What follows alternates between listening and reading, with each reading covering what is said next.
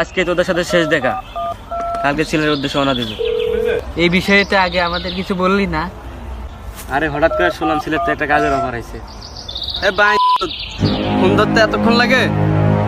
মানে বস, কি মানে তোর কাজটা কি খতম হয়েছে?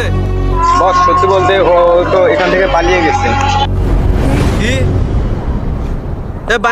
আগে বললি না কেন? ভাই যদি এখন পুলিশের কাছে বলে দেয় তাহলে কি করবে এখন?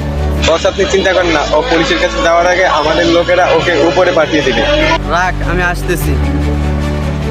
আচ্ছা বন্ধু, কে কি বলছে আর কে পুলিশের কাছে কি বলবে? ওইসব থাক, তোকে না জানলেও চলবো।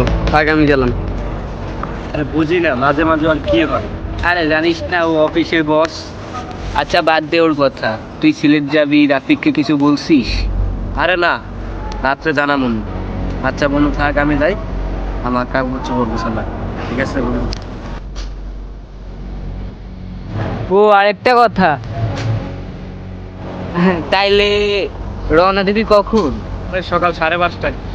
এত ভোরে? তাইলে তো আর তোর সাথে আমার দেখা হইল না।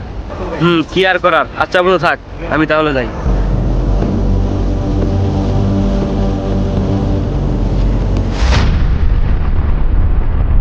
তুই আমাকে অনেক খাটাইছিস, এইবার তোকে কে বাঁচাবে? প্লিজ, আমার ভুল হয়েছে, আমাকে ক্ষমা করে দিন।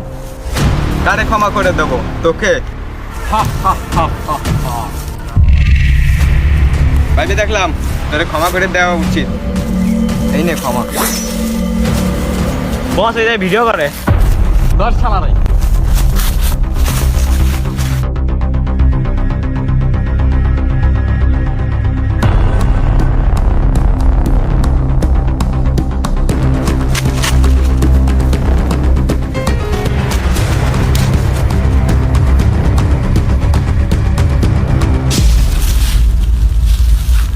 এই শালার গায়ে শালা আলোটা কি?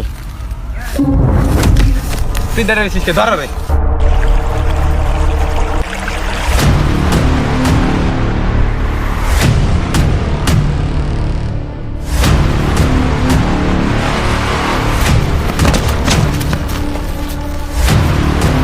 ভাই না, ভাই না, ভাই না, ভাই না।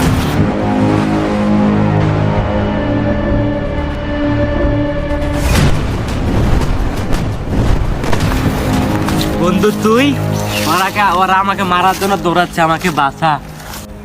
রিল্যাক্স।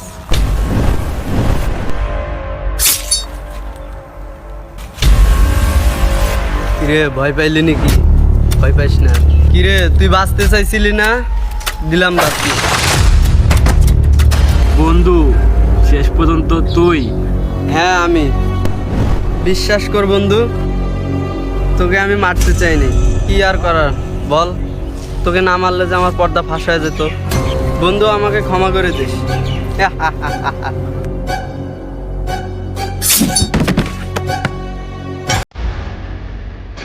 ওর কাছ থেকে ফোনটা নে।